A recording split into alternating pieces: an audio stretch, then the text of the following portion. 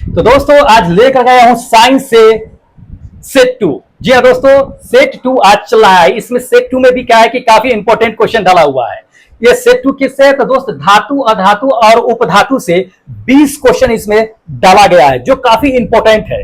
दोस्त इससे मिस मत कीजिएगा, क्योंकि इससे क्वेश्चन आते रहते हैं, इसलिए इसे मिस मत कीजिएगा। इससे हो सकता है कि आपको क्वेश्चन डाला भी जा सकता है, बहुत इंपॉर्टेंट है। इसलिए क्या कीजिए कि इस वीडियो को शुरू से अंत तक के देखिएगा, स्किप करके मत जाइएगा, वरना क्वेश्चन को आप मिस कर दीजिएगा। ठीक है, इसलिए वीडियो को शुरू से अंत तक के देखिएगा। चलिए, तो इस 20 क्वेश्चन को शुरू करने से पहले जो लोग नए हैं उन्हें मैं इंफॉर्मेशन देता हूं कि क्या है क्या नहीं है। तो दोस्त जो लोग नए हैं मैं उन्हें बता देता हूं कि मेरे दोस्तों, मेरे इस चैनल पे डेली प्रत्येक दिन की बात बता रहा हूं कि 20 इंपोर्टेंट क्वेश्चन का सेट दिया जाता है। किसके लिए? टेक्नीशियन ग्रेड 3 के लिए, टेक्नीशियन ग्रेड 1 के लिए नहीं, टेक्नीशियन ग्रेड 3 के लिए। इसे एएलपी वाले भी देख सकते हैं जो सीबीटी 1 की तैयारी कर रहे हैं, उनके लिए भी ये क्लास महत्वपूर्ण रहेगी, उनको भी ये पूछे जाएंगे। तो चलिए, उसके बाद आपको बताता हूं कि इस सब जो पढ़ाते हैं वो सभी का आपका पीडीएफ भी प्रोवाइड कराया जाता है। कहां पे कराया जाता है? तो दोस्त टेलीग्राम पे। तीसरी नंबर बात कि इस चैनल पे बिल्कुल निःशुल्क फ्री में 1 रुपया कॉस्ट नहीं लगता है, आपका टेस्ट कराया जाता है, वो भी साइंस से। ठीक है, तो उसे आप टेस्ट में पार्टिसिपेट कर सकते हैं। पिछला वीडियो जा सकते देख सकते हैं कि बहुत सारे लोगों ने भी पार्टिसिपेट किया है। आज भी इसका लिंक डाला हुआ है टेस्ट का। अगर आप टेस्ट में भाग लेना चाहते हैं, देना चाहते हैं, तो डिस्क्रिप्शन बॉक्स में जाइए, वहां पे मोर लिखा हुआ है, उसे टैप कीजिए, खुलिए, उसके बाद देखिए उसमें दिया होगा टेस्ट का लिंक, पासकोड भी दिया होगा। पासकोड छोड़ के मत जाइएगा, लिंक को टैप कीजिएगा, पासकोड डालिएगा, टेस्ट खुल जाएगा, आप वहां पे दे सकते हैं। ठीक है, दूसरी बात बताता हूं कि फिजिक्स के अभी तक के दोस्त मैंने 40 सेट प्रोवाइड करा दिए हैं। 40 सेट कहने का मतलब 800 क्वेश्चन। उस 800 क्वेश्चन को अगर पढ़ लेते हैं तो फिजिक्स छूटेगा नहीं, उसी से आएंगे, उसी के इर्द गिर्द क्वेश्चन रहेंगे, उससे बाहर नहीं रहेगा। बायोलॉजी की बात करें तो बायोलॉजी में 35 सेट मैंने दे दिया है। 35 सेट कहने का मतलब कितना? 700 क्वेश्चन। प्रत्येक सेट में 20-20 क्वेश्चन मैं देता आ रहा हूं, वो भी चैप्टर वाइज, कहीं से नहीं, चैप्टर वाइज मैंने खत्म किया है। और अब जो 35 सेट मैंने बायोलॉजी का दे दिया 700 क्वेश्चन, अगर फिजिक्स और केमिस्ट्री का अगर मिला दिया जाए, फिजिक्स और बायोलॉजी का अगर मिला दिया जाए सेट के क्वेश्चनों को, तो 1500 क्वेश्चन मैंने प्रोवाइड करा दिया। ये अब क्या चल रहा है? तो ये केमिस्ट्री का सेट चल रहा है, जो आज दूसरा सेट है। ये भी ज्यादा दिन नहीं, 1 महीने के अंदर ही खत्म कर देंगे। 35 सेट इसमें भी आ जाएगा, तो इसको भी 1 महीने के अंदर खत्म कर देंगे। आपका एएलपी का भी जो है इसी से तैयारी हो जाएगा। तो इस सभी का अगर आपको पीडीएफ चाहिए तो एक बार डिस्क्रिप्शन बॉक्स में जाइए, वहां पे खोजिए। आपको टेस्ट के लिए भी है, टेलीग्राम भी है, टेलीग्राम पे जुड़ जाइएगा। उसका वहीं पे आपको क्या होगा कि सारा पीडीएफ आपको प्रोवाइड हो जाएगा, मिल जाएगा। ठीक है, तो ये चीजें होती है। चलिए, तो जो लोग सब्सक्राइब कर रखे हैं चैनल, जो लोग वीडियो पहले से देख रखे हैं, दोस्त फटाफट लाइक कर दीजिए और अपने दोस्तों में शेयर कर दीजिए, ताकि वो भी इस वीडियो के माध्यम से तैयारी कर सके। और जो लोग नए हैं वो भी दोस्त चैनल सब्सक्राइब कर लीजिए, क्योंकि तैयारी तो करना ही है, फॉर्म भर रखे हैं तो एग्जाम देना ही है। तो दोस्त इसलिए क्या कीजिए, फटाफट चैनल को सब्सक्राइब कर लीजिए, क्योंकि डेली 20 इंपोर्टेंट क्वेश्चन आपको मिलता रहेगा, बहुत इंपोर्टेंट रहता है। तो चलिए, अगर आपको लगता है कि नहीं वीडियो देखने के बाद करना चाहिए सब्सक्राइब, तो दोस्त पहले वीडियो वॉच कर लीजिए और क्या कीजिए कि बाद में उसको सब्सक्राइब कर लीजिएगा, अगर लगे तो। नहीं लगे तो कोई बात ही नहीं है। मनोरंजन के लिए बहुत सारे चैनल है, आप वहां पे ज्वाइन कर सकते हैं। चलिए, तो हम ज्यादा देरी नहीं करते हैं, इसमें क्या करते हैं कि जो 20 इंपोर्टेंट क्वेश्चन लेकर के आए हैं उससे शुरुआत करते हैं। ठीक है, तो पहले चलिए शुरू कर देते हैं। धातु से ही है, तो पहले क्या करते हैं कि हम लोग धातु समझ लेते हैं। मेटल धातु होता क्या है, उसके बाद जो धातु से क्या क्या पूछे जाते हैं क्वेश्चन, या पूछे जाने की संभावना है टेक्नीशियन ग्रेड 3 में, उसको हम जानेंगे। तो ध्यान रखिए, हम लोग सब आदमी अच्छे से पढ़े होंगे कि धातु किसे कहते हैं। तो वैसे पदार्थ जो काफी कठोर होते हैं, चमकीले होते हैं, आघात वर्धनीय। आघात वर्धनीय मतलब चोट मारे तो वह चोट बर्दाश्त कर सके, आघात वर्धनीय होता है। तन्य, जिसको खींचा जा सके, लमारा जा सके। और ध्वनिक, धात्विक ध्वनि, जो मारने पे क्या होता है कि धातु की जो ध्वनि होती है वो निकलता हो। उष्मा और विद्युत का सुचालक होता है। वो पदार्थ क्या कहलाता है? धातु कहलाता है। ये तो हम लोग अच्छे से जानते हैं। ये इसकी भौतिक गुण की बात हुई। अगर रासायनिक गुण की बात करें तो दोस्त रासायनिक गुण में मेन जो आपको बता देते हैं कि धातु जो होता है वो क्या होता है कि धनात्मक होता है। वो इलेक्ट्रॉन का क्या करता है कि हमेशा त्याग करता है। तो ये धातु होता है। तो ये धातु की जो है आपको डिफिनीशन है, एक तरह से धातु की पहचान है। और इसी पे क्या है कि किस तरह से क्वेश्चन पूछा जाता है इसके बारे में हम आपको बता देते हैं। तो चलिए क्वेश्चन नंबर फर्स्ट पे चलते हैं कि धातु से क्या क्या क्वेश्चन पूछे जाते हैं, इसको लेकर के चलिएगा, इंपॉर्टेंट है, नोट करते चलिएगा कॉपी कलम लेकर के। और पीडीएफ तो खैर टेलीग्राम पे आपको प्रोवाइड हो ही जाएगी, तो बाद में उसको देखते रहिएगा, लेकिन अभी नोट करते चलिए, जो बता भी रहे उसको भी नोट करते चलिएगा। चलिए देख लीजिए, इसका क्वेश्चन नंबर फर्स्ट में दे दिया है कि डैश की प्रकृति जो होता है क्या होता है कि विद्युत धनात्मक होता है। अभी मैंने आपको बता दिया है कि विद्युत धनात्मक कौन होगा, जब इलेक्ट्रॉन का कोई त्याग करेगा। तो त्याग कौन करता है, तो धातु करता है। धातु हमेशा क्या करेगा कि इलेक्ट्रॉन का त्याग करेगा, अधातु हमेशा इलेक्ट्रॉन को ग्रहण करेगा, लेगा। तो जो देता है वो हमेशा पॉजिटिव रहता है, धनात्मक होता है, धनवान होता है, और जो लेता है वो हमेशा कर्ज में रहता है, ऋणात्मक होता है, ऋण होता है। तो ध्यान रखिए, इसमें कह दिया है कि डैश की प्रकृति जो होता है विद्युत धनात्मक होता है। किसकी प्रकृति होगी, देख लीजिए, ऑप्शन देख लीजिए, पहला अधातु दे दिया है, दूसरा दे दिया है धातु दे दिया है, तीसरा अर्ध धातु दे दिया है, और चौथा आपको दे दिया है कि उपधातु। किसका होगा, तो ये तो हम अच्छी तरह से जानते हैं, धातु इलेक्ट्रॉन का त्याग करता है, और जो इलेक्ट्रॉन को त्याग करेगा वही क्या होगा, धनात्मक गुण प्रदर्शित करेगा। तो इसमें क्या होगा, धातु। ये सेकेंड नंबर मेरा ऑप्शन करेक्ट होगा, धातु। ठीक है, धातु क्या होता है कि हमेशा इलेक्ट्रॉन का त्याग करता है, जिस वजह से क्या होता है कि वो हमेशा क्या होता है कि धनात्मक बना हुआ रहता है। अब चलिए, इसमें क्या क्या आपको इंपॉर्टेंट पॉइंट पूछे जाते हैं वो हम आपको बताते हैं, नोट करते चलिएगा। कम से कम इंपॉर्टेंट पॉइंट है जो पूछा गया है, आपको यह पूछा जाता है कि धातु के किस गुण के कारण जो है धातु को तार के रूप में बनाया जा सकता है या बनाया जाता भी है। ठीक है, ये आपको पूछ दिया है, एनटीपीसी के एग्जाम में पूछ दिया है ये पॉइंट। ग्रुप डी में पहले पूछा, फिर उसी को उठाकर एनटीपीसी वाले भी जो है एग्जाम में पूछ दिया।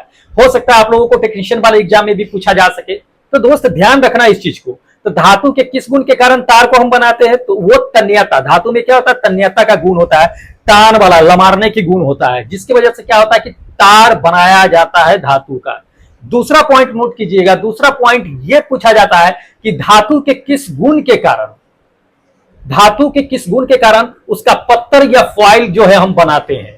धातु का पत्थर बनता है ना, या फॉइल जो होता है सो बनता है, तो वो किस गुण के कारण बनता है, तो वो आघात वर्धनीयता के गुण के कारण। धातु में क्या होता है, आघात वर्धनीयता गुण होता है। अगर उसको कस के मारेंगे तो वो चूर चूर नहीं होगा, फैलेगा, प्रसार होगा। वही क्या होता है कि आघात वर्धनीयता होता है उसमें। तो उसके गुण के कारण क्या होता है कि धातु को पत्थर के रूप में या फॉइल के रूप में इस्तेमाल किया जाता है। ये भी क्वेश्चन पूछ दिया है।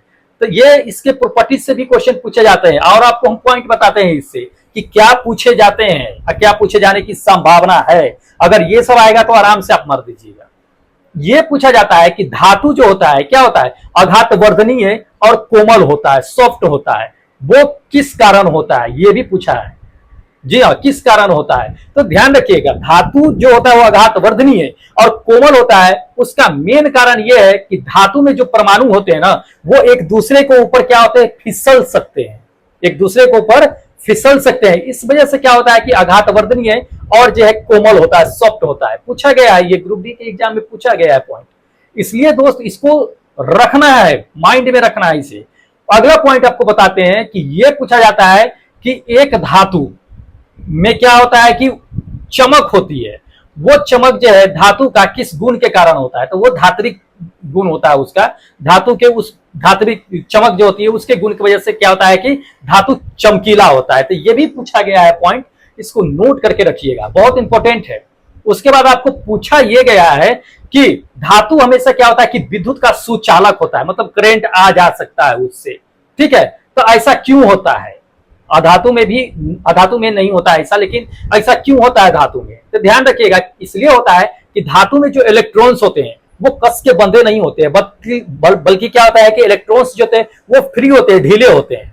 इसलिए क्या होता है कि वो विद्युत का या आपको कहिए कि उष्मा का सुचालक होता है। तो ये पूछा गया है एग्जाम में, इंपॉर्टेंट है। इस पॉइंट को सभी को नोट करके रखिएगा, धातु से ये सारे पॉइंट जो पूछे जाते हैं। चलिए अगला क्वेश्चन आपको हम दिखाते हैं जो इंपॉर्टेंट है। अगला क्वेश्चन इसमें दे दिया है कि धातु में एक मुक्त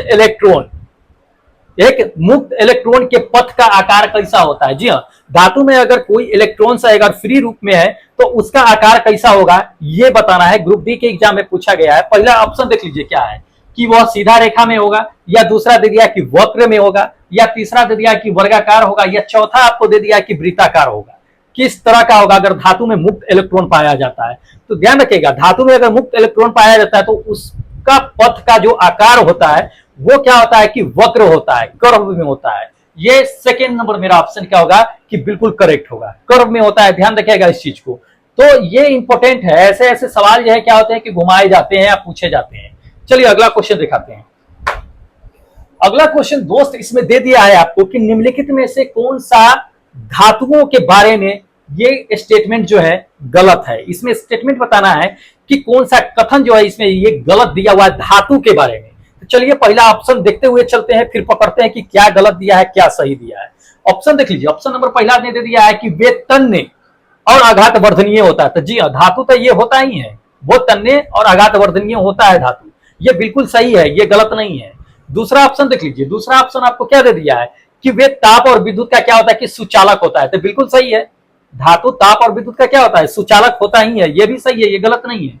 तीसरा नंबर देख लीजिए, तीसरा नंबर आपको दे दिया है कि इसका गलनांक और क्वथनांक काफी हाई होता है, बिल्कुल सही है, क्वथनांक और गलनांक भी हाई होता है। तो गलत कौन होगा भाई, ये फोर्थ नंबर मेरा ऑप्शन बिल्कुल गलत होगा। ठीक है, तो फोर्थ नंबर कहता है कि ये विद्युत का ऋणात्मक होता है, जबकि धनात्मक होता है, ऋणात्मक नहीं होता है। धातु हमेशा इलेक्ट्रॉन का त्याग करता है, इसलिए धनात्मक बना रहता है। तो ये फोर्थ नंबर गलत ऑप्शन दे दिया है।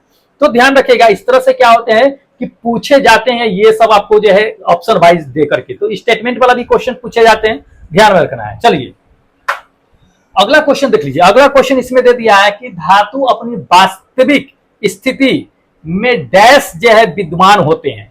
अगर धातु अपनी वास्तविक स्थिति में है तो वह किस रूप में विद्यमान होते हैं ये बताना है। जी हाँ दोस्त, बहुत इंपॉर्टेंट है, ध्यान रखिए। पहला ऑप्शन दे दिया है कि अन्य धातु के साथ जो है मिश्रित रूप में जो है विद्यमान होते हैं, या दूसरा दे दिया है कि मुक्त स्थिति में विद्यमान होते हैं, या तीसरा आपको दे दिया है कि गैर धातु के साथ जो है मिश्रण के रूप में विद्यमान होते हैं, या चौथा आपको दे दिया है कि कंपाउंड के साथ जो है मिश्रण के रूप में विद्यमान होते हैं। किस रूप में विद्यमान होते हैं ये बताना है। तो ध्यान रखिएगा, कोई भी अगर धातु होगा तो वो अपनी वास्तविक स्थिति में क्या होगा कि मुक्त स्थिति में क्या होगा कि विद्यमान होता है। कौन से मुक्त स्थिति में, ये सेकेंड नंबर ऑप्शन करेक्ट होगा। इसका सबसे बेस्ट एग्जांपल अगर हम आपको देना चाहेंगे तो दोस्त सोना का देंगे। सोना क्या होता है कि ये एक मुक्त स्थिति में अपने वास्तविक रूप में रहता है। किस रूप में रहता है, बिल्कुल लिक्विड फॉर्म में। लिक्विड फॉर्म कहने का मतलब कि हनी देखे होइएगा, शहद जिसे कहते हैं, उस फॉर्म में रहता है। 24 कैरेट का गोल्ड जो होता है सो, ठीक है, वो मुक्त अवस्था में होता है। तो उसको क्या करते हैं कि सॉलिड बनाने के लिए, ठोस बनाने के लिए उसमें थोड़ा बहुत कॉपर मिला दिया जाता है। आपको 24 कैरेट सोना मिलता नहीं है, 22 कैरेट, 23 कैरेट या 18 कैरेट ये सोना मिलते हैं। तो सारे कैरेट पे डिपेंड करता है कि कॉस्ट कितना है कितना नहीं है। तो अगर आप 24 कैरेट लेना चाहते हैं तो उसका कॉस्ट अलग पड़ेगा, 22 कैरेट का अलग पड़ेगा। तो ये चीजें है। एल्युमिनियम भी है आपका, एल्युमिनियम हो गया, ये भी क्या होता है कि अगर मुक्त अवस्था में होता है तो लिक्विड फॉर्म में होता है, उसमें भी क्या होता है कि उसे ठोस बनाने के लिए उसमें मिलाया जाता है ये चीजें। तो इसको ध्यान में रखिएगा, इंपॉर्टेंट है, पूछा जाता है ये। चलिए अगला क्वेश्चन दिखाते हैं। अगला क्वेश्चन दोस्त इसमें दे दिया कि निम्नलिखित में से कौन सी धातु, इसमें से कौन सी धातु जो है सबसे नम्य और लचीली है। जी हाँ, आप देखिए ऑप्शन और बता दीजिए कि कौन नम्य और लचीली है। जी हाँ, देखिए गौर से देख लीजिए। पहला ऑप्शन एजी दे दिया है, दूसरा एल दे दिया है, तीसरा एनए दे दिया है, चौथा आपको दे दिया है जेडएम जिंक। मुझे पता है कि आपके दिमाग में क्या चल रहा होगा इस समय कि कौन सा ऑप्शन करेक्ट होगा, लेकिन अगर आप जो सोच रहे हैं वो बिल्कुल गलत है। जी हाँ, मुझे पता है कि आप सोच रहे होंगे कि ये सोडियम होगा, जो सोडियम नहीं है। समझिए इस चीज को, लचीला कहता है, आपको हम समझाते हैं। नम्य और लचीला की बात कर रहा है, तो इसमें जो होता है सबसे नम्य और लचीला जो होता है वो होता है ये फर्स्ट नंबर मेरा ऑप्शन एजी, यानी कि चांदी। जी हाँ, ऑप्शन के अनुसार अगर देखा जाए तो इस ऑप्शन के अकॉर्डिंग अगर देखा जाए तो सबसे लचीला और नम्य जो होता है वो एजी यानी कि चांदी होता है। अब आपको हम समझा देते हैं, कहिएगा कि नहीं जो है ये सोडियम होता है, तो दोस्त सोडियम नहीं होता है। सोडियम क्या होता है कि सबसे सॉफ्ट धातु में माना जाता है, मुलायम माना जाता है, न कि लचीली मानी जाती। लचीली और मुलायम में अंतर होता है, ध्यान रखिएगा। मुलायम होता है सोडियम, जिसको नाखून से भी आप खरोच सकते हैं, चाकू से भी काट सकते हैं, चम्मच से काट सकते हैं। लचीली नहीं होती है। लचीली आपका जो ऑप्शन के अकॉर्डिंग था वो चांदी था, फर्स्ट नंबर। अब आपको हम बढ़ते क्रम में बता देते हैं कि कौन कौन धातु है जो सबसे लचीली और सबसे कम लचीली होती है। बढ़ते क्रम में आपको हम बता देते हैं, ध्यान में रखिएगा, पूछा जाता है। मुझे पता था कि लोग गलती करेंगे इसमें और सोडियम दिमाग में चल रहा होगा, लेकिन सोडियम नहीं था। चलिए आपको हम बता देते हैं इसमें, इसको ध्यान में रखिएगा, ये जितने भी धातु है इसको बढ़ते क्रम में रखा गया है लचीला के अकॉर्डिंग।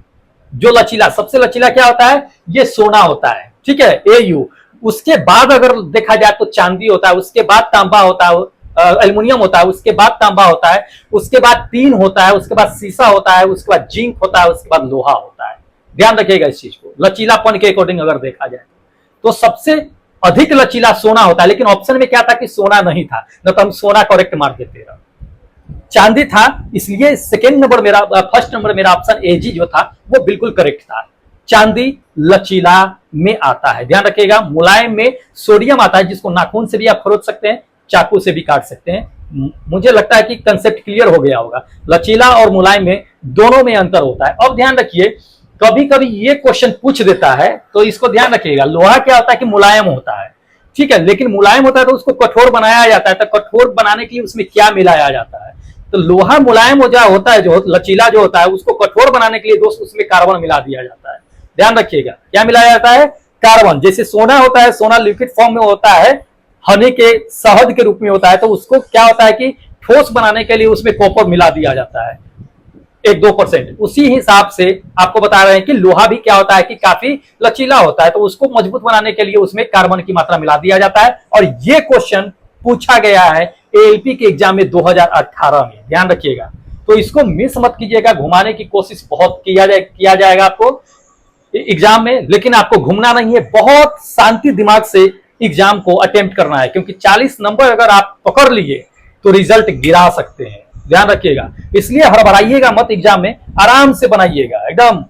जिसका मैथ स्ट्रॉन्ग है पहले मैथ को खत्म कर लीजिएगा, फिर रीजनिंग खत्म कर लीजिएगा, जिनका स्ट्रॉन्ग है उसकी। और जिनका स्ट्रॉन्ग नहीं है, आप साइंस पहले 40 नंबर पकड़ के रखिए, फिर बाद में उसको देखिएगा। ध्यान रखिए, तो ये चीजें है। चलिए अगला क्वेश्चन आपको हम बताते हैं, वो एग्जाम आने पे बता देंगे। अगला क्वेश्चन इसमें दे दिया है कि मेलिएबल डैश गुण को दर्शाता है। जी हाँ, मेलिएबल जो है किस गुण को दर्शाता है, इसमें ये बताना है। ऑप्शन देख लीजिए, ऑप्शन नंबर पहला दे दिया है कि गैर धातु के गुण को दर्शाता है, या दूसरा दे दिया है कि धातु के गुण को दर्शाता है, या तीसरा आपको दे दिया है कि गैस के गुण को दर्शाता है, या चौथा दे दिया है कि गैर धातु यौगिक के गुण को दर्शाता है। मेलिएबल किसको दर्शाता है, अब समझ में आ नहीं रहा होगा कि मेलिएबल होता क्या है। तो दोस्त, मेलिएबल कहने का मतलब होता है कि लचीलापन।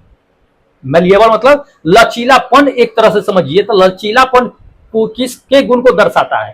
तो अभी आपको हम पहले ही बता दिए, एनटीपीसी के एग्जाम में पूछ दिया है ये क्वेश्चन, तो इसको कंफ्यूज मत होइएगा। घुमाने का ये तरीका, लचीलापन न दे के मेलिएबल दे दिया है, तो लचीलापन किसके गुण को दर्शाता है, तो इसमें फटाक से मार देंगे हम कि धातु के गुण को दर्शाता है, क्योंकि अभी हम आपको बता ही दिए हैं कि क्या है क्या नहीं है। तो इसको ध्यान में रखिएगा। सोना में सबसे ज्यादा मेलिएबल पाया जाता है, सोना में सबसे ज्यादा, सबसे कम जो है लोहा में पाया जाता है, तो इसको ध्यान में रखिएगा, इंपॉर्टेंट है। चलिए अगला क्वेश्चन देख लीजिए। अगला क्वेश्चन इसमें दे दिया है कि निम्नलिखित में से कौन सा सामान्य तापमान पर क्या होता है कि द्रव की अवस्था में होता है। जी हाँ, इसमें से कौन है जो सामान्य ताप पर भी क्या होता है कि द्रव अवस्था में, लिक्विड फॉर्म में होता है। जी हाँ, पहला ऑप्शन देख लीजिए, पहला ऑप्शन दे दिया है सोना, दूसरा ऑप्शन आपको दे दिया है चांदी, और तीसरा ऑप्शन आपको दे दिया है गैलियम, और चौथा ऑप्शन दे दिया है जर्मेनियम। कौन जो है लिक्विड फॉर्म में सामान्य ताप पे रहता है। ध्यान रखिएगा, सामान्य ताप पे जो रहता है लिक्विड फॉर्म में, द्रव अवस्था में, ये है थर्ड नंबर मेरा ऑप्शन गैलियम। लेकिन तब ध्यान रखिएगा, सामान्य अवस्था कहा गया है, सामान्य ताप की अवस्था कहा गया है, ना कि कमरे की टेम्परेचर कहा गया है। कमरे के टेम्परेचर पे जो लिक्विड फॉर्म में रहता है वो एकमात्र जो है वो पारा है। ध्यान रखिएगा, Hg जो पारा है वो कमरे के ताप पे क्या होता है कि लिक्विड फॉर्म में रहता है।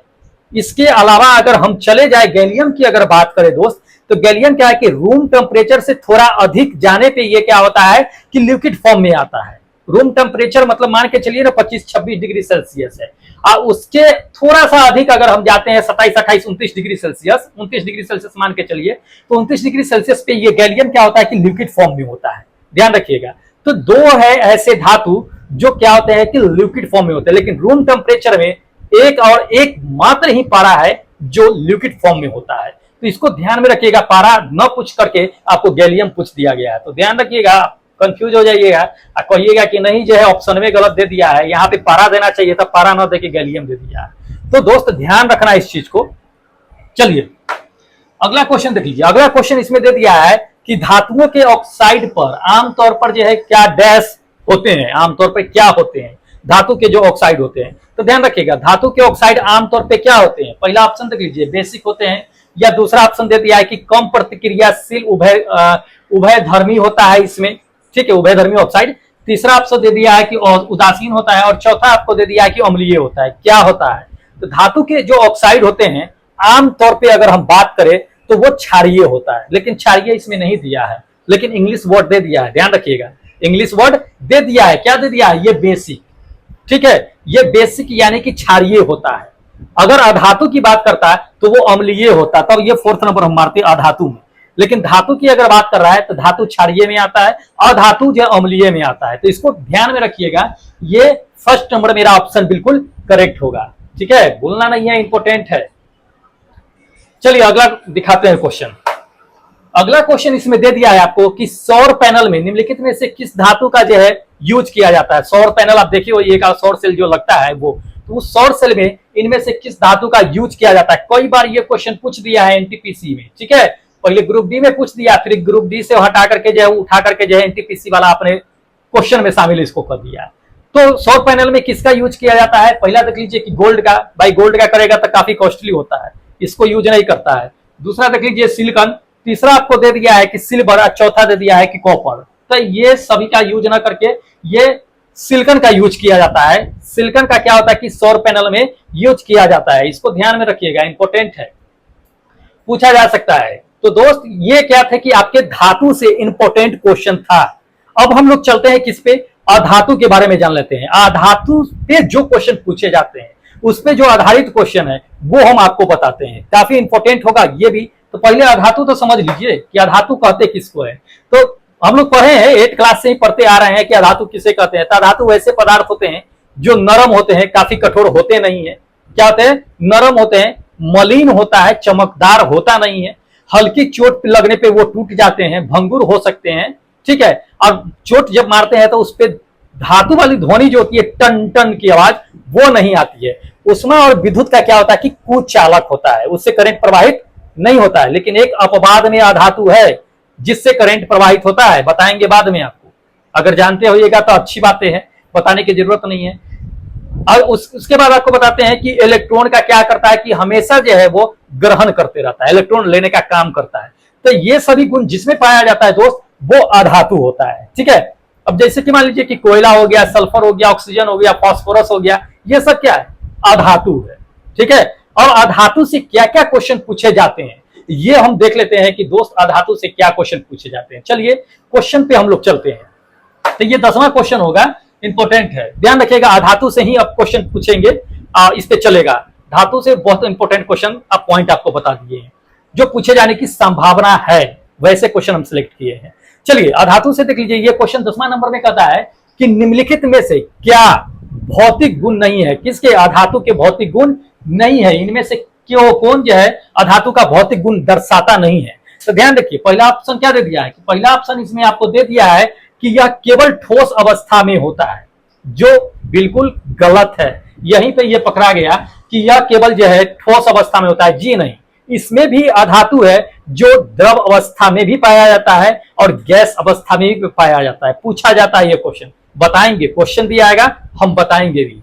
तो ध्यान रखिएगा, इसमें क्या है कि ये गलत है कि ये हमेशा क्या होता है कि ठोस अवस्था में नहीं, भाई गैसीय अवस्था में भी पाया जाता है, और आपको बता देते हैं कि द्रव अवस्था में भी पाया जाता है। तो ये 1st नंबर मेरा ऑप्शन जो है क्या होगा कि गलत होगा। अब ध्यान रखिए, इसमें कभी कभी ये पूछ देता है आपको कि अधातु क्या होते हैं, कि अधातु किस फॉर्म में पाया जाता है, किस रूप में पाया जाता है। तो ऑप्शन आपको कभी कभी दे देगा, इसको ध्यान में रखिएगा। ये पूछा गया है क्वेश्चन जो है ग्रुप डी के एग्जाम में, कि दे दिया था क्वेश्चन, क्या दिया था कि अधातु किस रूप में पाया जाता है। ऑप्शन दे दिया था ठोस, द्रव, गैस या तीनों। तो ध्यान रखिएगा, तीनों अवस्था में पाया जाता है अधातु, पूछा गया है ये क्वेश्चन। तो अधातु क्या होता है, तीनों अवस्था में पाया जाता है, इंपॉर्टेंट है। इस अधातु का गलनांक का जो है क्वथनांक क्या होता है, निम्न होता है। जबकि अगर आप चल जाइए धातु में क्या होता है, उसका गलनांक का जो है क्वथनांक क्या होता है, काफी हाई होता है, उच्च होता है। चलिए इसको ध्यान में रखिएगा। चलिए देख लीजिए, अगला क्वेश्चन आपको दिखाते हैं कि अधातु कक्षीय ताप पर जो क्या होता है कि तरल होती है। कक्षीय ताप कहने का मतलब कि रूम टेम्परेचर।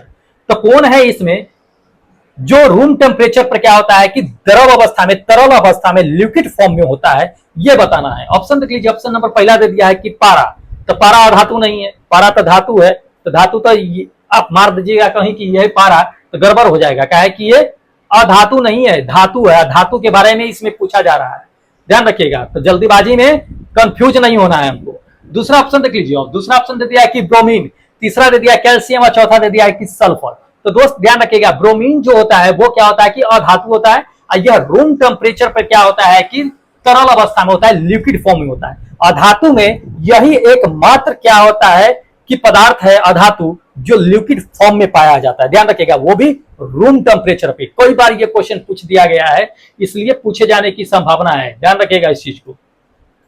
चलिए अगला क्वेश्चन दिखाते हैं। अगला क्वेश्चन दोस्त इसमें दे दिया है कि अधातु के ऑक्साइड की प्रकृति क्या होती है। जी हाँ, जैसे उस समय आपको पूछा गया था कि धातु के ऑक्साइड की प्रकृति क्या होती है, तो हम बता दिए कि क्षार होता है, तो इसमें क्या होगा, उल्टा हो जाएगा। अधातु पूछ रहा है तो अधातु में क्या होगा, अम्लीय हो जाएगा। तो ये सेकेंड नंबर मेरा ऑप्शन क्या होगा कि करेक्ट होगा। देख लीजिए, पूछा गया है, एलपी के एग्जाम में पूछ दिया है, उसके बाद जेई के एग्जाम में, तो पहले एलपी के एग्जाम में पूछ दिया, फिर जेई वाले ने इसे उठा करके जो अपने एग्जाम में शामिल कर लिया कि नहीं ये सही क्वेश्चन है, इंपॉर्टेंट है, तो इसको ध्यान रखिएगा, ऐसे जो घुमाकर पूछा जाता है। चलिए अगला क्वेश्चन देख लीजिए। अगला क्वेश्चन इसमें दे दिया है कि गैस को विद्युत ऋणात्मक तत्वों के रूप में जाना जाता है। ठीक है, इसमें किसे विद्युत ऋणात्मक तत्वों के रूप में जाना जाता है, जब वो क्या करते हैं, क्योंकि इलेक्ट्रॉन क्या करते हैं कि जब वो ग्रहण करते हैं तो ऋणायन बनाते हैं। स्वाभाविक बात है कि जो इलेक्ट्रॉन ग्रहण करता है वो ऋणायन होता है, जो त्यागता है वो धनायन होता है। ये तो हम जानते हैं, देने वाला हमेशा बड़ा होता है और लेने वाला हमेशा छोटा होता है, तो ध्यान रखिएगा इस चीज को। तो ये चीजें पूछा गया है, तो ऑप्शन देख लीजिए। ऑप्शन नंबर फर्स्ट में आपको दे दिया है कि मिश्र धातु, दूसरा दे दिया है यौगिक, तीसरा आपको दे दिया है अधातु और चौथा दे दिया है कि मिश्रण। कौन जो है विद्युत ऋणात्मक तत्वों के रूप में जाना जाता है, तो अधातु जो होता है वो विद्युत ऋणात्मक तत्वों के रूप में जाना जाता है हमेशा। अधातु हमेशा इलेक्ट्रॉन को क्या करता है कि ग्रहण करने का काम करता है। ये थर्ड नंबर मेरा ऑप्शन बिल्कुल करेक्ट होगा। तो ध्यान रखिएगा, इस तरह से क्या होता है कि पूछा जाता है। चलिए अब अगला क्वेश्चन आपको हम बता रहे हैं। अगला क्वेश्चन इसमें आपको दे दिया है कि अधातुओं के गुण धर्मों के बारे में। अधातुओं के गुण धर्मों के बारे में निम्नलिखित में से कौन सा जो है विकल्प जो है सामान्य सत्य नहीं है, सामान्यतः सत्य नहीं है, मतलब कि गलत है। अधातु के बारे में, अधातु का इसमें से कौन सा गुण है जो सही नहीं है। ध्यान रखिए, पहला दे दिया है कि क्या अधातु जो है चालक होता है, या दूसरा आपको दे दिया है कि यह हल्के पदार्थ होते हैं, तीसरा यह भंगुर हो सकता है, या चौथा आपको दे दिया है कि मंद और दीप्त रहित होता है। दीप्त रहित मतलब प्रकाश नहीं देता है, तो ध्यान रखिए, मतलब चमक नहीं होता है, ये चीजें। तो ये तो बिल्कुल है फोर्थ नंबर की, मंद और चमक जो है नहीं होता है, दीप्त रहित नहीं होता है। ठीक है, दीप्त रहित होता है। ध्यान रखिएगा, धातु के बारे में जो गुण बताया गया है, ये फर्स्ट नंबर मेरा ऑप्शन करेक्ट होगा कि चालक। धातु में क्या होता है कि चालक नहीं होता है, ठीक है, उसमें करंट प्रवाहित नहीं हो सकता। लेकिन एक अपवाद में अधातु है जिससे करंट प्रवाहित होता है, वो विद्युत का सुचालक होता है। वो कौन है, तो दोस्त वो ग्रेफाइट है। क्या है, ग्रेफाइट। ये ग्रेफाइट क्या होता है कि विद्युत का सुचालक होता है, ध्यान रखिएगा, इससे करंट आता है। अब आपको बता देते हैं कि ग्रेफाइट होता कौन है, तो पेंसिल आप यूज करते होइएगा, उसमें ग्रेफाइट होता है। ठीक है, उससे क्या होता है कि करंट आता जाता है, ना होगा तो बैटरी लगा के बल्ब जला सकते हैं, उसको टेस्ट कर सकते हैं। तो अधातु के रूप में जो है ग्रेफाइट क्या होता है कि एक अपवाद में है जो बिल्कुल धातु की तरह गुण प्रदर्शित करता है। तो ध्यान रखिएगा इस चीज को, इंपॉर्टेंट है, पूछा जा गया है ये क्वेश्चन, ध्यान में रखना है। चलिए अगला क्वेश्चन देख लीजिए। अगला क्वेश्चन दोस्त इसमें दे दिया कि निम्नलिखित में से कौन सा कथन जो है गलत है। जी हाँ, गलत कथन हमको पहचानना है कि कौन सा इसमें गलत स्टेटमेंट दिया हुआ है। ग्रुप डी के एग्जाम में पूछ दिया है, ध्यान रखिए। पहला ऑप्शन क्या दे दिया है कि अधातु ऋण बनाते हैं, तो बिल्कुल सही है, ऋणायन बनाते हैं अधातु, क्योंकि इलेक्ट्रॉन को ग्रहण कर लेते हैं तो वो ऋणायन बन जाते हैं, ये बिल्कुल सही है। लेकिन हमें गलत स्टेटमेंट पहचानना है, सही नहीं। सेकेंड नंबर दे दिया है कि अधातु क्या होता है कि अम्लीय ऑक्साइड बनाते हैं, बिल्कुल सही है, धातु अम्लीय होता है और अधातु अम्लीय होता है, धातु क्षारीय होता है, तो ये बिल्कुल सही है। थर्ड नंबर देख लीजिए, थर्ड नंबर आपको दे दिया है कि अधातु जो होता है क्या होता है कि धनायन बनाते हैं, ये गलत स्टेटमेंट है। अधातु कभी धनायन नहीं बनाते हैं, अधातु हमेशा ऋणायन बनाते हैं, तो ये गलत स्टेटमेंट चुनना था, ये थर्ड नंबर ही पकड़ा गया मेरा, तो ये बिल्कुल थर्ड नंबर सही है। तो पूछा जाता है ऐसे। तो दोस्त इतने सारे क्या थे कि आपका जो है अधातु से पूछे जाने की संभावनाएं है क्वेश्चन जो मैंने आपको दिखाया है। अब हम चलते हैं उपधातु में। उपधातु के बारे में समझ लीजिए, उसके बाद जो है जस्ट 2-4 क्वेश्चन लाख होगा जो खत्म हो जाएगा। ठीक है, तो चलिए उपधातु के बारे में बता देते हैं आपको। उपधातु, उपधातु कहते किसको है ये पहले तो जान लेते हैं, फिर उसके बाद आपको बताते हैं कि उपधातु से क्या क्या क्वेश्चन पूछे जाते हैं, अब पूछे जाने की संभावना है। ध्यान रखिए, उपधातु किसे कहते हैं? तो जो धातु और अधातु दोनों का गुण प्रदर्शित करता है उसको हम उपधातु में रखते हैं। ठीक है, उपधातु मुख्य रूप से जो है अगर देखा जाए तो 7 होता है। इस 7 का नाम अगर याद रख लीजिएगा ना, उपधातु से एक भी क्वेश्चन नहीं छूटेगा और उसी से पूछे जाते हैं उपधातु से। ध्यान रखिएगा, तो क्या क्या है उपधातु के मेन जो है 7 गो संख्या है उपधातु का, वही बार बार रिपीट किए जाते हैं एग्जाम में, वही पूछे जाते हैं। तो नोट कीजिएगा, आपको हम बता देते हैं, नोट कीजिएगा। ये सिलिकॉन जो SI उपधातु है, ब्रोन बी, सबका सिंबल भी याद रखिएगा। आपको पूरा नाम न देके सिंबल भी दिया जा सकता है, इसलिए सिंबल याद रखिएगा। 7 गो है, 7 गो के सिंबल आसानी से याद रख सकते हैं। तो सिलिकॉन है, ब्रोन है, जर्मेनियम है, आर्सेनिक है, एंटीमनी है, पोलेनियम है और टेल्यूरेनियम है। ठीक है, ये 7 क्या है कि उपधातु के नाम है और इसी से क्वेश्चन पूछे जाते हैं। क्वेश्चन कैसे पूछे जाते हैं? पूछा जाएगा आपको ये कि निम्नलिखित में से कौन जो है उपधातु है। 3 ऑप्शन आपको धातु के दे देंगे, एक उपधातु इसी में से कोई उठा के डाल देगा, आपको चूज कर लेना है। या ये पूछा जाएगा कि निम्नलिखित में से कौन उपधातु नहीं है, उपधातु नहीं है, तो ये पूछा जाएगा। या तरह तरह के घुमा करके ऑप्शन, लेकिन इसी से पूछे जाते हैं क्वेश्चन। देख लीजिए, कई बार ये पूछा गया है क्वेश्चन, इसलिए कहते हैं कि अगर आपको उपधातु से अगर पूछा गया क्वेश्चन तो दोस्त इससे एक जरूर रहेगा। ध्यान रखिएगा, इस 7 को अगर याद कर लेते हैं तो 1 मार्क्स आपका बिल्कुल आ जाएगा। ध्यान रखिएगा। चलिए अब अगला क्वेश्चन बताते हैं कि उपधातु से क्या पूछा जाता है। देख लीजिए, अगला क्वेश्चन इसमें आपको दे दिया है कि निम्नलिखित विकल्पों में से, ये जो विकल्प दिया हुआ है उसमें से उपधातु के गुणधर्म है, कौन है जो उपधातु का गुणधर्म है, इसमें ये बताना है। ऑप्शन पहला देख लीजिए, पहले दे दिया है कि धन्यात्मक होता है, दूसरा आघात वर्धनीय होता है, तीसरा आपको दे दिया कि अर्धचालक होता है, चौथा दे दिया है कि तन्य होता है। क्या है जो उपधातु का गुण प्रदर्शित करता है? जी हाँ, तो ध्यान रखिएगा, हमने आपको बता दिया है डिफिनेशन में ही कि उपधातु किसे कहेंगे? जो धातु और अधातु का गुण प्रदर्शित करता हो, मतलब कि इधर भी और उधर भी दोनों तरफ का गुण प्रदर्शित करता हो, तो वो उपधातु होता है। तो उपधातु क्या करता है? ये अर्धचालक होता है, सेमीकंडक्टर। ठीक है, जो धातु का भी बात मानता है, अधातु का भी बात मानता है कि हम तो चल भी रहे हैं या नहीं भी चल रहे हैं। ठीक है, तो ये अर्धचालक जो होगा, ये 3rd नंबर मेरा ऑप्शन क्या होगा कि बिल्कुल करेक्ट होगा। अब इसको समझ लीजिए ना, एक तरह से कंडक्टर, नॉन कंडक्टर, सेमीकंडक्टर पढ़े होइएगा ना, चालक, अचालक, अर्धचालक। तो कंडक्टर एक तरह से मान के चलिए ना कि धातु है, नॉन कंडक्टर जो है होता है कि अचालक जो होता है मान के चलिए कि अधातु है, और सेमीकंडक्टर जो क्या होता है कि अर्धचालक जो आंशिक रूप से करंट प्रवाहित होता है, तो उसको मान के चलिए आपकी उपधातु है। तो ये मान के चलिए ये तीनों मतलब कि एक दूसरे से क्या होता है कि मिलते हैं। तो अर्धचालक क्या होता है कि उपधातु का गुण जो है प्रदर्शित करता है। तो इसको ध्यान में रखिएगा, ये 2nd नंबर मेरा ऑप्शन क्या होगा कि बिल्कुल सही होगा, उपधातु का। ठीक है, अब चलिए आपको हम बता देते हैं इंपोर्टेंट अगला क्वेश्चन। अगला क्वेश्चन इसमें दे दिया है कि निम्नलिखित में से कौन सा जो है ऊर्ध्वपातन कर सकता है। उपधातु से उतना ही क्वेश्चन था, उससे ज्यादा नहीं पूछता है, और सबसे ज्यादा पॉइंट जो 7 उपधातु के नाम बताए हैं उसी से ज्यादा पूछे जाते हैं। अब ये अगला चैप्टर का है, मतलब कि जो 2-4 क्वेश्चन है ये। ठीक है, तो देखिए इसमें जो दे दिया है कि निम्नलिखित में से कौन सा है ऊर्ध्वपातन कर सकता है। ऊर्ध्वपातन, अब ऊर्ध्वपातन आपको समझना पड़ेगा। पिछले क्लास में वैसे मैंने डिफिनेशन बता भी दिया था, लेकिन आज अच्छे से समझा देंगे, जाने नहीं देंगे, आपको छोड़ेंगे नहीं। ध्यान रखिए, तो ऊर्ध्वपातन पहले देख लीजिए कि ऑप्शन दिखा देते हैं कि कौन है कौन नहीं, फिर ऊर्ध्वपातन होता कैसे है ये भी समझ लीजिएगा। ठीक है, एएलपी के एग्जाम में पूछा गया है, जेई के एग्जाम में पूछा गया है। तो पहले जेई के एग्जाम में ये ऊर्ध्वपातन पूछ दिया था, फिर उसके बाद एएलपी टेक्नीशियन एग्जाम हुआ तो इस क्वेश्चन को सिलेक्ट कर लिया गया, आपकी पूछ दिया गया इसे। तो ध्यान रखिएगा, इंपॉर्टेंट है।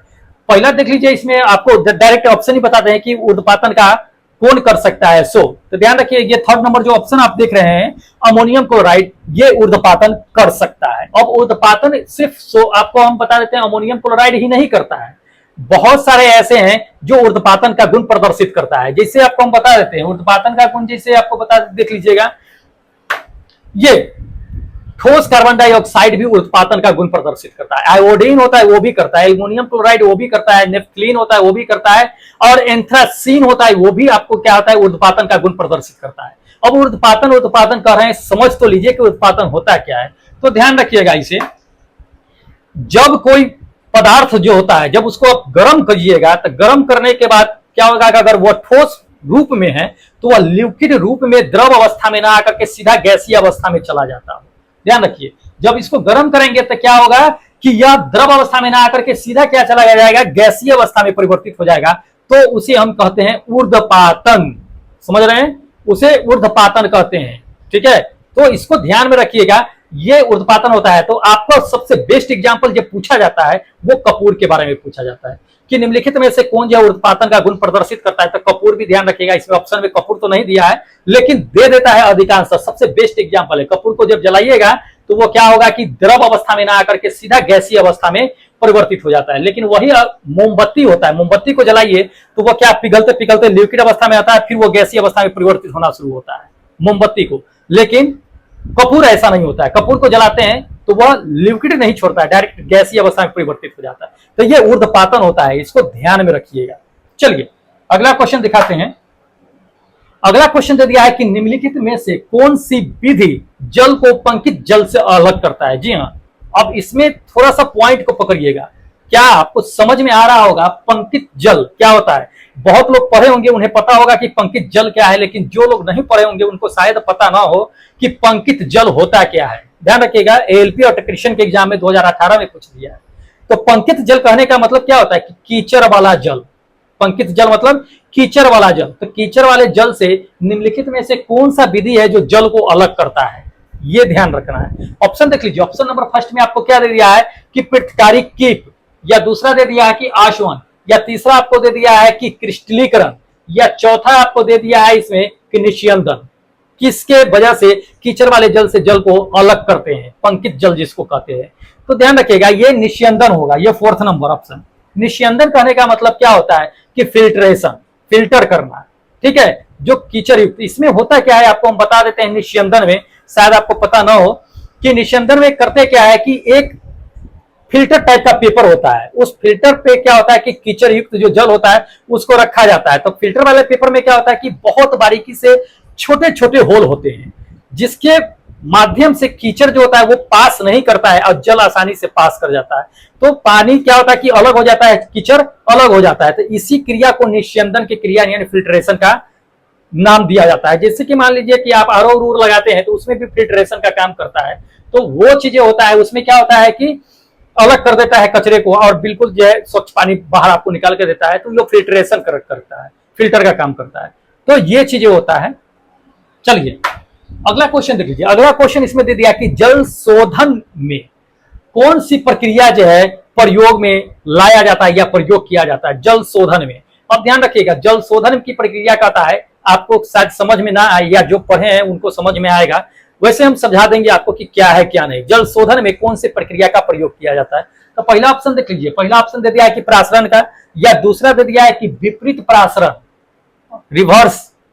ठीक है, रिवर्स ऑस्मोसिस जिसको कहते हैं, प्रासरण मतलब ऑस्मोसिस। ठीक है, अंग्रेजी में बोलते हैं इसको। तो रिवर्स ऑस्मोसिस, या तीसरा नंबर आपको दे दिया है इसमें कि साइटोलिसिस, या चौथा दे दिया है टारगर जो है दाब। किससे जो है क्या किया जाता है कि जल को शोधन किया जाता है।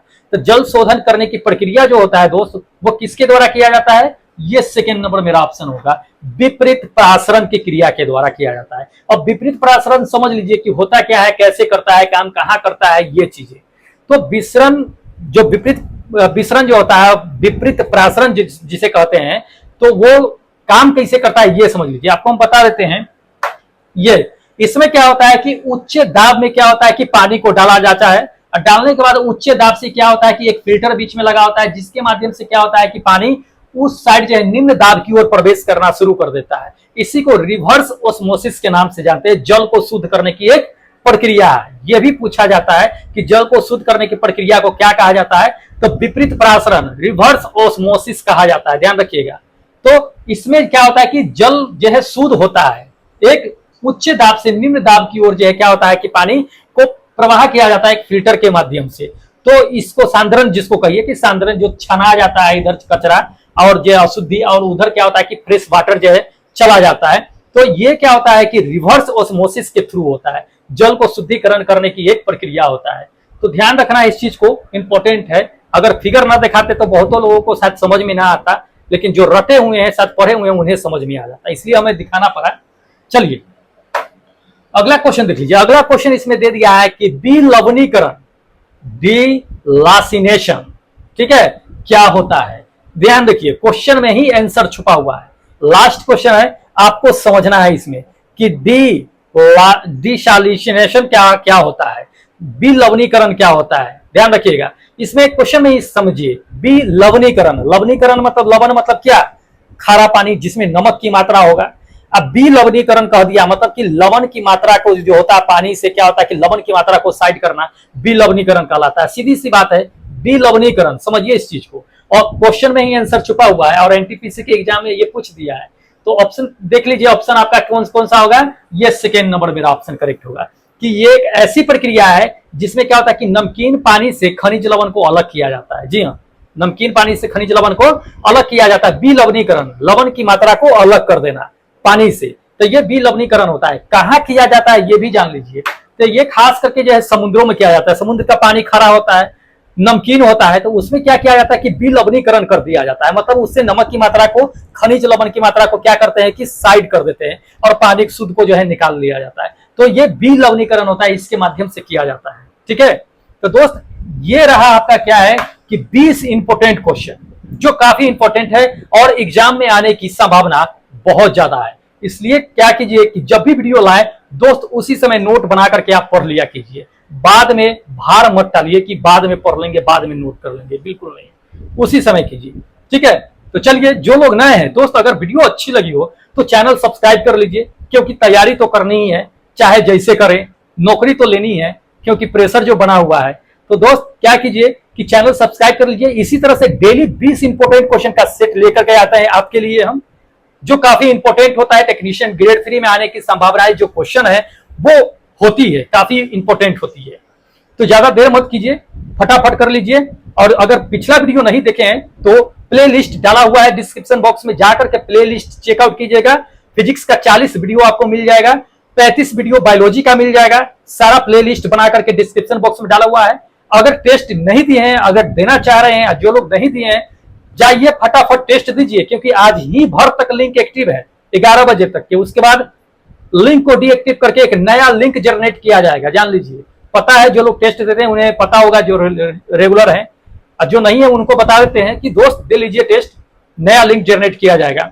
चलिए, तो वीडियो अच्छी लगी हो तो फटाफट क्या कर लीजिए कि सब्सक्राइब कर लीजिए, लाइक कर दीजिए। दोस्तों में अगर शेयर नहीं किए हैं तो फटाफट शेयर कर दीजिए, वो भी पढ़ सके। ठीक है, फिर मिलते हैं एक नए वीडियो के साथ, तब तक जय हिंद दोस्तों।